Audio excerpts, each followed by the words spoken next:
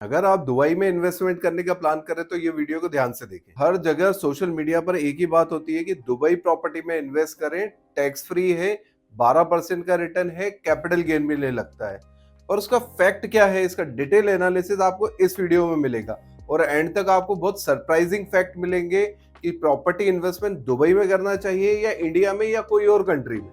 तो इस वीडियो को लास्ट तक देखें और अपने फ्रेंड्स एंड फैमिली को भी शेयर करें और उन्हें भी शेयर करें जो ये प्लान कर रहे हैं कि प्रॉपर्टी दुबई में इन्वेस्ट करना चाहिए या इंडिया में करना चाहिए। क्या आप भी दुबई की बड़ी बड़ी बिल्डिंगें और ऊंचे ऊंचे टावर देख के अट्रैक्ट हो रहे हैं कि दुबई में प्रॉपर्टी में इन्वेस्टमेंट करना चाहिए?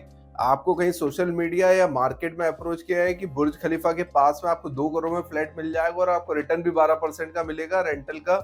तो ये वीडियो को पूरा देखिए। आइए इसमें पूरे फैक्ट चेक करते हैं कि किस किस पैरामीटर्स पे आपको दुबई में इन्वेस्ट करना चाहिए या इंडिया में इन्वेस्ट करना चाहिए। 2025 में इंडिया और दुबई दोनों में ही प्रॉपर्टी पिक पर है और यहाँ ग्रोथ बहुत अच्छी है। अगर आप दुबई में प्रॉपर्टी में इन्वेस्ट कर रहे हैं तो सबसे पहले ये जान लें, एज ए इंडियन आप $2 लाख से ज्यादा विदेश में अपफ्रंट इन्वेस्ट नहीं कर सकते।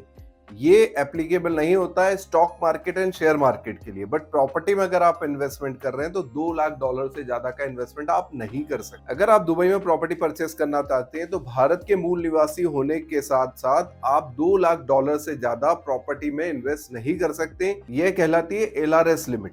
यह लिमिट प्रॉपर्टी के अलावा एजुकेशन और गिफ्ट पर भी एप्लीकेबल होती है। इसके अलावा आपको फॉरेन मनी एक्सचेंज कन्वर्शन 1 से 2% का भी लग सकता है, तो आपकी अपफ्रंट कॉस्ट यहाँ बढ़ने वाली। अगर आप दुबई में इन्वेस्टमेंट कर देते हैं और कुछ टर्म के बाद में प्रॉपर्टी का पैसा वापस इंडिया लाते हैं तो आपको क्या टैक्स इम्प्लीकेशन हो? फेमा एक्ट के तहत एनआरओ अकाउंट में $1 मिलियन से ज्यादा का पैसा वापस नहीं लाया जा सकता है। भारत में आपको LTGC टैक्स देना होगा, भले ही आपने प्रॉपर्टी में इन्वेस्टमेंट दुबई में किया है, बट आप वो पैसा वापस इंडिया लाते हैं और वो पैसा आपका प्रॉपर्टी का कमाया गया तो आपको ये टैक्स देना होगा। अगर आप अपनी फॉरेन असेट की घोषणा नहीं करते तो ये ब्लैक मनी एक्ट में एप्लीकेबल होगा, जहां पे आपको 200% टैक्स देना पड़ सकता है। ये तो हो गया फाइनेंशियल एक्ट एंड इम्प्लीकेशन। अब प्रॉपर्टी कैलकुलेशन समझते हैं।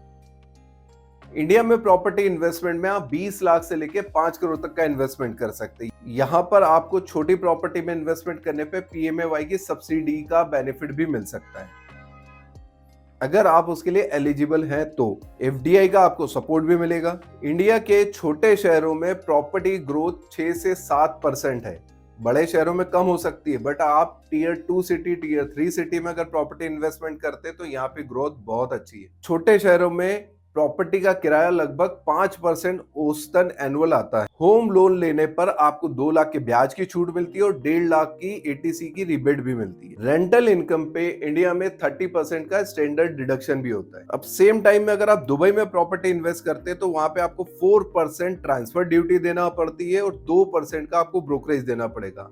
दुबई में प्रॉपर्टी ब्रोकरेज बहुत हाई है, हो सकता है वो 2% से 5% की भी हो। क्योंकि आप इंडिया से वहां इन्वेस्ट कर रहे हैं तो आपको 30% डाउन पेमेंट देना होगा, उसके अलावा फाइनेंस की पॉसिबिलिटी हो सकती है। बट दुबई में प्रॉपर्टी इन्वेस्टमेंट करने के लिए आप इंडिया में होम लोन नहीं ले सकते, तो आपको वो पैसा अपना सेल्फ फंड ही इन्वेस्ट करना होगा। हो सकता है अगर आप दुबई में कोई फाइनेंस ले तो उस पर कॉस्ट ऑफ फंड हायर होगा। पुराने अगर कुछ आप प्रॉपर्टी एक्सपीरियंस देखें तो दुबई में प्रॉपर्टी बहुत वोलेटाइल रही है और एकदम प्राइस गिरा है या एकदम बढ़ा है, बट इंडिया में प्रॉपर्टी का प्राइस गिरना या बढ़ना स्टडी होता है, एकदम प्रॉपर्टी प्राइस नहीं गिरता है। तो आपके इन्वेस्टमेंट में सडन लॉस होने की पॉसिबिलिटी बहुत कम है। आइए इसको इनकम टैक्स कैलकुलेशन के चार्ट से समझते हैं। रेंटल इनकम पे 30% डिडक्शन के बाद आपको टैक्स लगेगा इंडिया में, बट आपको दुबई में कोई टैक्स नहीं लगेगा। कैपिटल गेन आपको 20% इंडेक्सेशन के साथ लगेगा, दुबई में आपको कोई कैपिटल गेन नहीं लगेगा।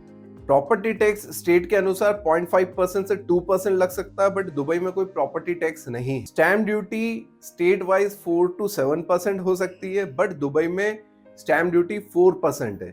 होम लोन में इंडिया में 3.5 लाख तक का आपको लाभ मिल सकता है, वहां पर लोन्स में कोई टैक्स रिबेट नहीं है।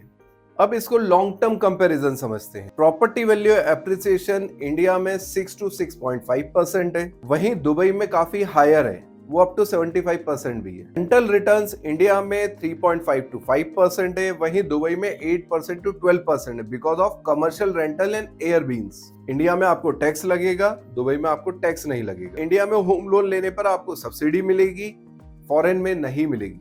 बट मार्केट कंडीशन इंडिया में स्टेबल है, दुबई में वॉलेटाइल है, एकदम प्राइस बढ़ेगा या एकदम घटेगा। दुबई में इन्वेस्टमेंट ग्लैमरस हो सकता है, अट्रैक्टिव हो सकता है, बट सेफ इन्वेस्टमेंट इंडिया में ही है। यहाँ पे आपके कंट्रोल फैक्टर ज्यादा बेटर, गवर्नमेंट के सपोर्ट सिस्टम, सब्सिडी सिस्टम बहुत स्ट्रांग है। आप क्या सोचते हैं, प्रॉपर्टी इन्वेस्टमेंट दुबई में बेटर है या इंडिया में? टैक्सेशन इम्पैक्ट के बाद नेट नेट आपके पास जो फंड आने वाला है वो दुबई से बेटर आएगा या इंडिया में बेटर आएगा? सेफ्टी कहाँ है वो भी चेक करें। पिछले कुछ प्रॉपर्टी एनालिसिस के हिसाब से इंडिया में प्रॉपर्टी के rental growth 7% on and on average yearly रही है, तो ये एक सेफ इन्वेस्टमेंट भी हो सकता है। आप क्या सोचते हैं कमेंट बॉक्स में जरूर लिखिएगा। हो सकता है मेरा ये वीडियो कुछ दुबई बेस्ड मार्केटिंग कंपनी को पसंद ना आए, but this is fact and actual comparison. ऐसे ही इंपॉर्टेंट इंफॉर्मेशन के लिए फॉलो करते रहें फिनटेक अलंकार।